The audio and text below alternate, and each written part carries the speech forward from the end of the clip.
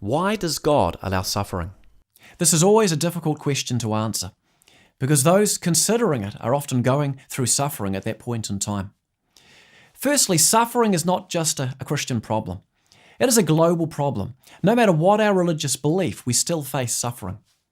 In addition, while Christianity has a really good answer to this question, it needs noting that all answers, including the Christian one, don't feel fully satisfying when we're suffering. The fact is, when we're hurt, we want that suffering to stop. Having noted this, if God does exist, why does He allow suffering? Firstly, the possibility of suffering became a reality for us the day that God gave us free will.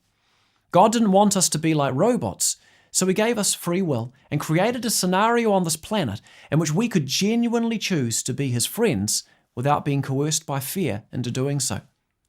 However, this gift of free will came hand in hand with the risk that we would use it to choose not to be His friends and to go our own way, doing things that are selfish, greedy, and unkind.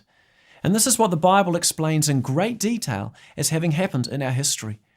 And it brought suffering into a creation that was otherwise perfect until that point in time. The point is, the world was created perfect, and we humans, through our choices, are responsible for the world's evil and sufferings. Now, God could have got rid of all evil at that point by destroying us. Why didn't He? It's because He loves us. And that is why He came up with a rescue plan instead. A plan that the Bible explains and in which Jesus is the central figure. To summarize a couple of things that Jesus did. Firstly, Jesus died on the cross to enable eternal forgiveness for the selfishness and sin of all who have done wrong. All we would have to do to receive this is to ask and then follow His teachings. This is significant because God's final plan is to come and put an end to all the evils and sufferings of this planet. In essence, what Jesus provided for us is a get-out-of-jail-free card and a promise that there is true light at the end of this tunnel. The point is, God is not going to allow suffering to last forever, and there is an eventual way out.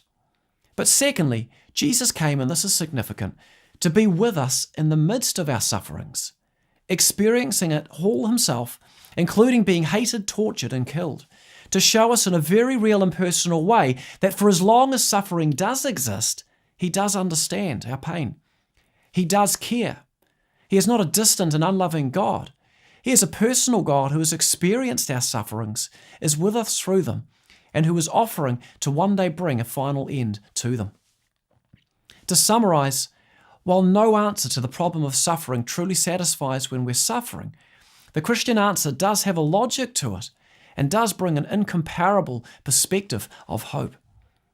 The world was created perfect, and one day the world will be made perfect again, and we can choose to be a part of that picture. Evil came about as the result of our bad choices. But God didn't give up on us because He has a plan, Jesus being the central figure of that plan. And for as long as God does allow our evils to continue, He is the kind of God who is with us in our pain and cares. He also helps us in our pain and works to bring good out of it for us if we believe. This is why Christian faith has brought hope to the lives of countless millions throughout history. It has certainly brought hope to my life when I have faced difficult times. And if you are suffering, I pray that with faith, it will bring hope to you too.